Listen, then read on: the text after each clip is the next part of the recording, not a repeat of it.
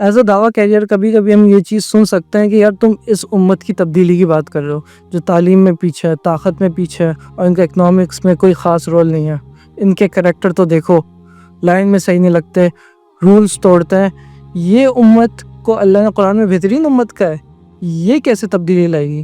تو ہم over all دیکھتے ہیں کہ امت واقعی میں ڈیڈ ہے. ہمیشہ سے ویسٹ نے کافی ساری کالونیز بنائی ہیں اپنی ہر جگہ، لیکن کسی ایک علاقے میں بھی مسلمانوں نے غلامی ایکسیپٹ نہیں کی. گلیما میسیکر میں فرانس نے 30,000 مسلمانوں کو شہید کیا، اس کے بعد بھی وہاں کے لوگ ریوائیو کر گئے. روس اور امریکہ نے کس طرح افغانستان پہ حملے کیے، لیکن وہ ریوائیو کر گئے اور انہیں شکست دی، بزدلوں کی طرح وہ وہاں سے گئے.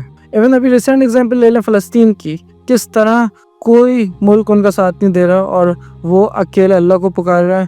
بھوک، بمباری، کس طرح ٹھنڈ برداشت کر رہا ہے، لیکن انہوں نے کسی قسم کا اسلام پہ کمپرومائز نہیں کیا.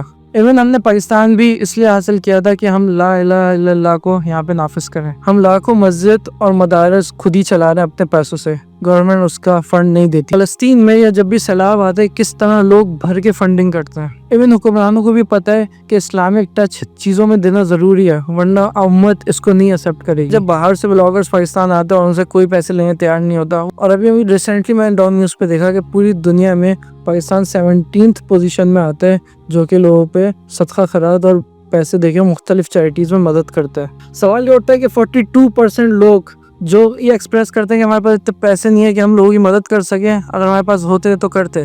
اتنی غربت ہے، لیکن کسی نہ کسی کے دل میں یہ بات ہوتی ہے کہ یار صدقہ بلاؤ کو ٹالتا ہے اور وہ کچھ نہ کچھ پیسے دیتا ہے. کیا ہم نے نہیں دیکھا کہ کس طرح کیٹرینا طوفان جب آیا تھا تو لوگ مالوں میں گھس گئے اور اپنی مرضی سے چیزیں اٹھا رہے ہیں، جس کو موقع مل رہا ہے اس نے ریپ بھی کیا.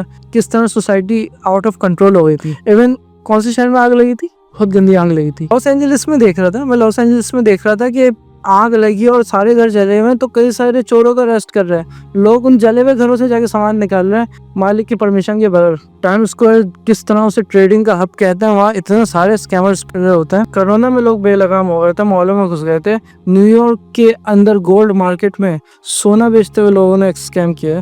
ویسٹ کے پیسفل پروٹیسٹ میں فلسطین کے حوالے سے کس طرح عورتوں کو انہوں نے پکڑ کے گھسیٹا جیسے وہ انسان ہی نہیں ہے. ایسا نہیں ہے کہ ہم گندے ہیں اور پوری دنیا دودھ کی دھلی ہوئی ہے.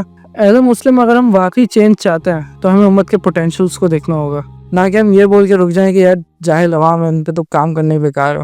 جزاک اللہ خیر.